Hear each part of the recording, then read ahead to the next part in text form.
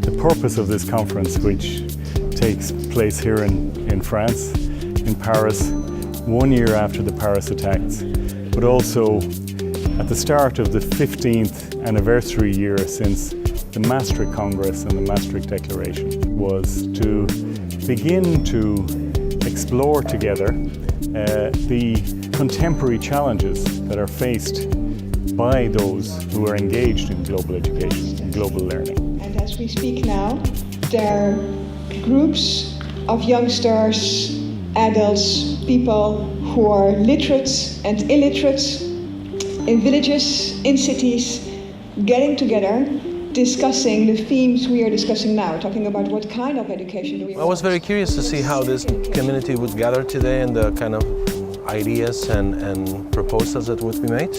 And I think that things like SDGs and the new agendas are a big change.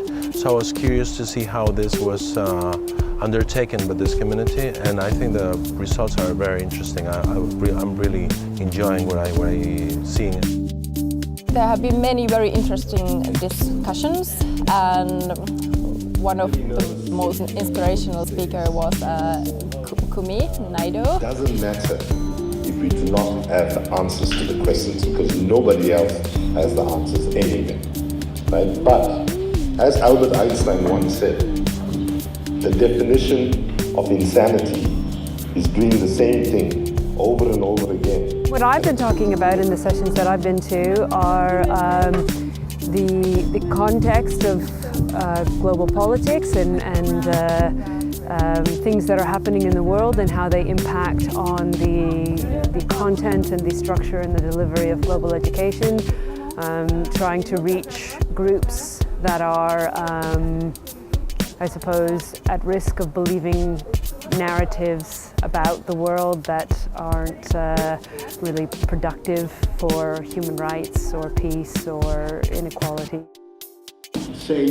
On éduque pour que apprendre aux élèves, aux étudiants à s'auto-éduquer soi-même. Ou plutôt, je crois qu'il faut toujours combiner l'hétérodidactisme et l'autodidactisme. Ils doivent être en dialectique absolument permanente.